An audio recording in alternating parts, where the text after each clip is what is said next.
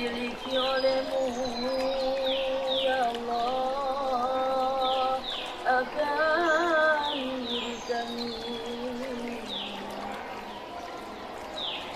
siang dan malam sepanjang waktu kami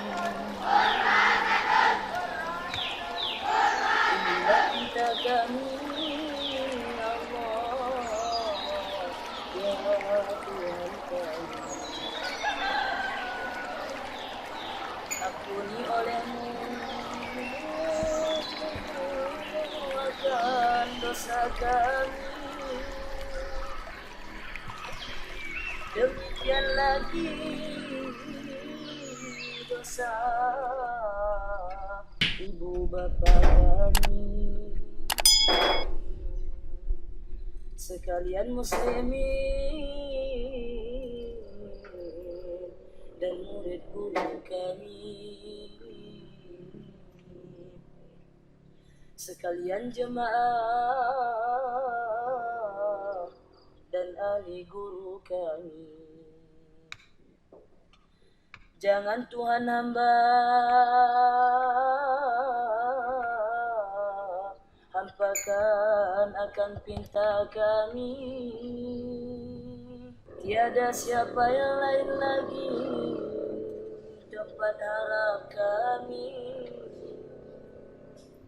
Dengan berkat bunga pertama guru kami, Tuhan Syekh Sultan Muda Rabitah kami.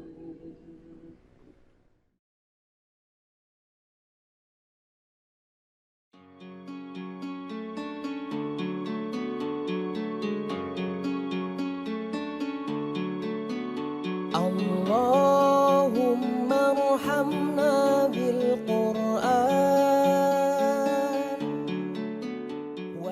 Assalamualaikum warahmatullahi wabarakatuh.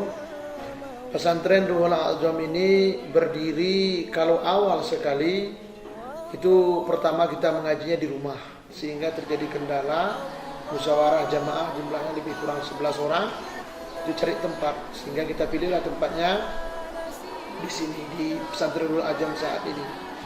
Jadi pertama sekali kita mengajar itu kawan-kawan dari kantor, dari Polres. Setelah itu di tahun 2008 akhir itu kita mulai pembangunannya. Kalau kami tidak silap itu tepatnya di bulan Rajab, namun dalam posisi bangunan yang belum sempurna. Waj'alhu lana hujjatan ya rabbal alamin. Pesantren Ruhul Azam ini pertama sekali menerima santri itu pada tahun 2014, yang itu masih belum berbasis formal. Artinya kita hanya menerima santri tamatan SD, kita didik di sini untuk mengaji, dan dia kembali ke rumah, sekolah formalnya di luar. Namun pada tahun 2016, Tuan Guru sebagai pimpinan ini berpikiran bagaimana untuk mendirikan sekolah formal agar anak-anak bisa juga diinapkan di sini dan mengaji juga di sini. Itu pada tahun 2016.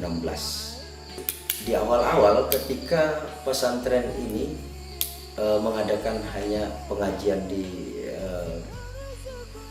luar pendidikan formal, dalam artian anak hanya mengaji malam, itu penggajian sumber dananya ada yang diambil dari donatur-donatur yang seikhlasnya untuk menyumbang.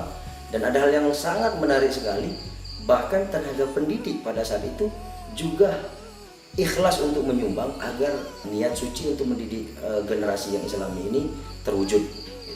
Jadi dan daftar-daftar para donatur itu saya yakin masih ada disimpan sebagai sejarah, bukti sejarah oleh pimpinan pesantren. Biar kita kepada Allah untuk melindungi diri kita dari penyebaran Allah.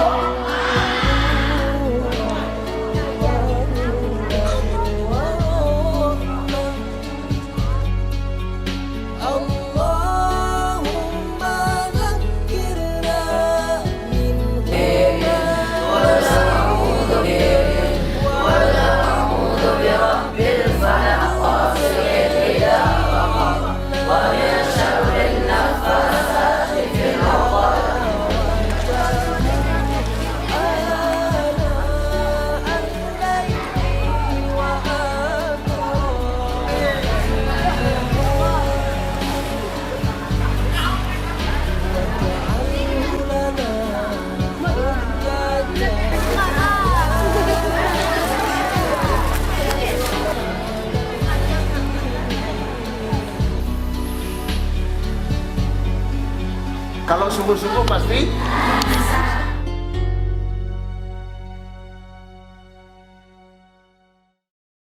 Kami dirikan ini di bulan Rajab.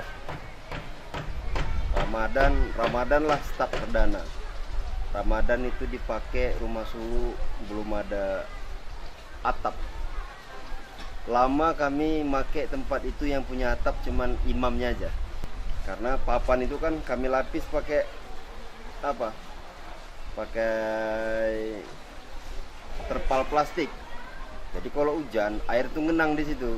Barulah dapat gotong royong dari masyarakat dunia, masyarakat dekat-dekat. Sama-sama naikkan ijuk ke atas. Bambu diambil dari Tenirung, diambil dari gunung sebelah nih. Pelan-pelan. Akhirnya dari yang jumlah jamaahnya 7, 10 sampai dengan sekarang. Kalau pandangan saya terhadap pesantren ini, saya nggak pandai bercerita. Kalau secara logika, secara kasat mata mungkin atau pandangan, rasanya nggak mungkin gitu. Dengan keadaan yang seperti ini. Dulu ini semak buka. Yang dilihat itu nggak mungkin di situ ada kehidupan gitu. Nggak mungkin ada kehidupan. Saya merasakan itu. Cuman karena etikat beliau yang luar biasa, semua lillahi ta'ala, semuanya urusan dakwah, semua diserahkan kepada Allah, berbuat aja, pasti Allah bantu. Jangan urusi urusan Allah, kita berbuat, ya ternyata hasilnya memang Allah bantu, Allah semua yang bantu.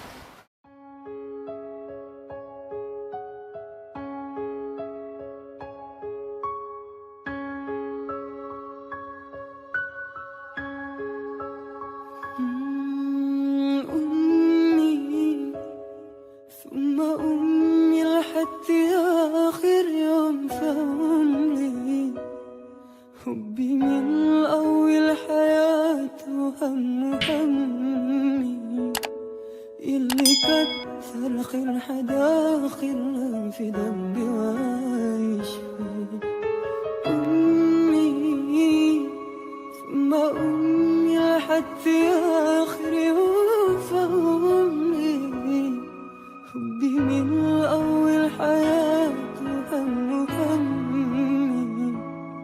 اللي كتر خير حدا خير في دمي ويشفي عامل لها تمثال اللي تيجي بقلبها فوق الحياة عامل لها تمثال.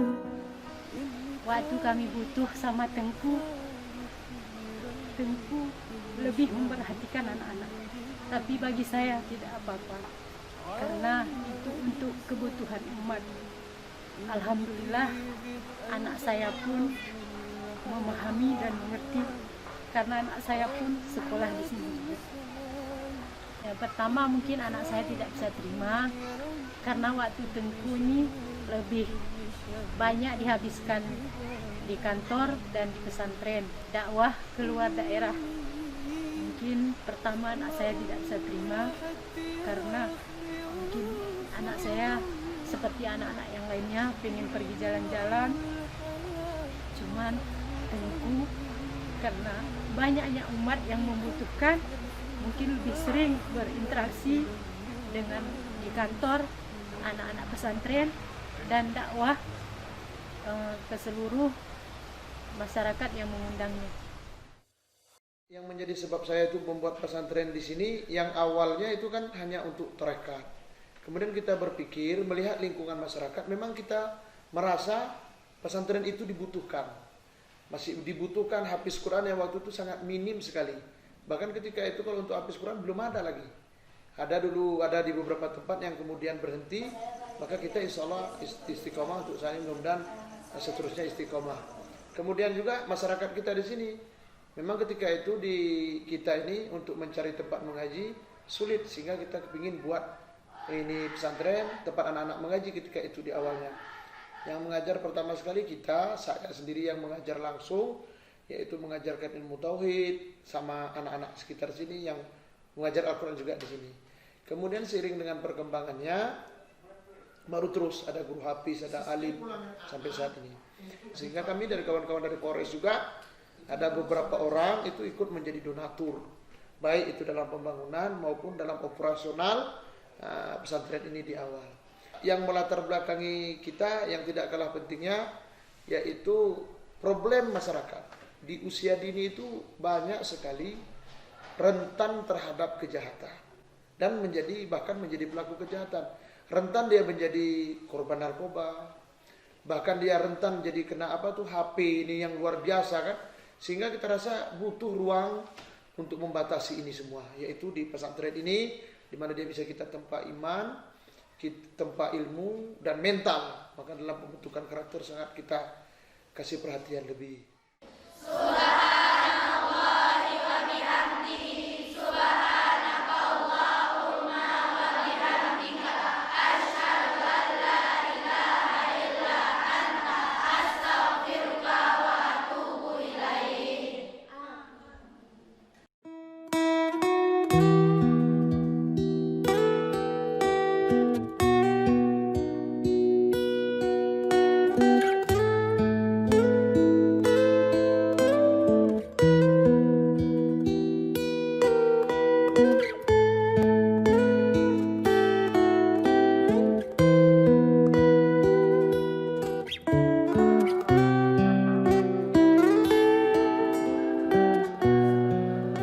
Kondisi bangunan pesantren saat ini sedang proses pembangunan untuk lebih bagus lagi.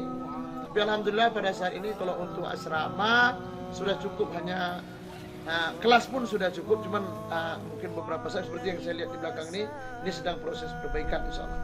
Jumlahnya sekarang rombel kita, karena di sini itu ada jumlah 580 santri. Rombelnya kelasnya itu 20 kelas. Jadi kalau di pesantren ini beda dengan sekolah umum. Kalau di pesantren ini kita di samping siapkan kelas, juga siapkan asrama. Di samping kita juga harus siapkan kantor untuk pendidikan sekolah. Juga kita harus buatkan tempat untuk riayah, artinya tempat untuk ngurusi anak-anak gitu, pengasuhan. Yang sangat dibutuhkan saat ini untuk santri kita, masjid yang saat ini luar biasa mungkin sangat membutuhkannya kan. Karena sekarang tempat sholat anak-anak itu full. Kalau untuk nambah seperti tadi mungkin kita lihat sholat id itu santri dan ditambahnya sedikit dari masyarakat memang nggak muat, kita harus buat di lapangan.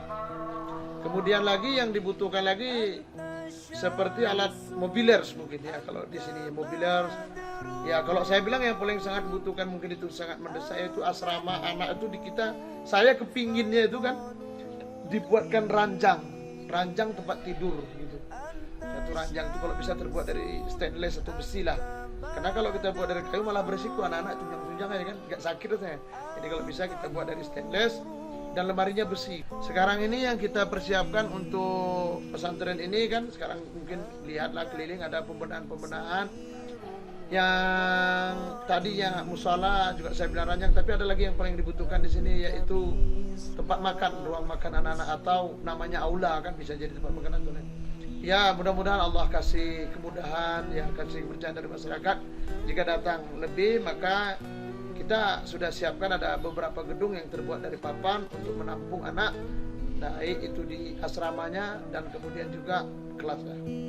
Belajarlah dengan baik di sini, ya, ikuti apa yang disampaikan oleh ustadz-ustadz, ya.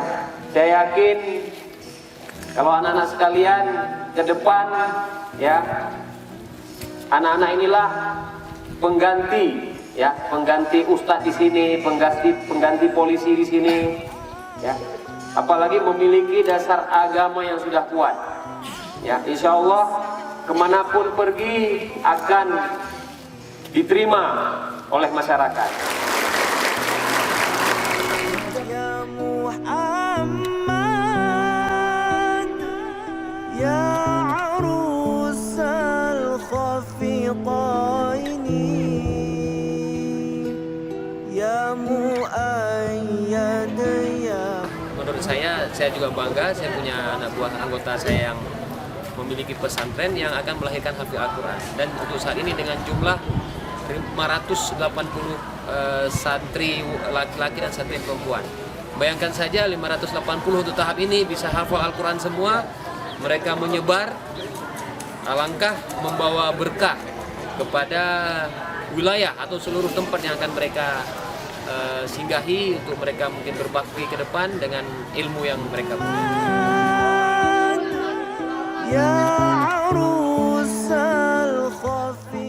Ada satu kalimat yang sampai detik ini, sampai sekarang ini tidak akan pernah terlupakan.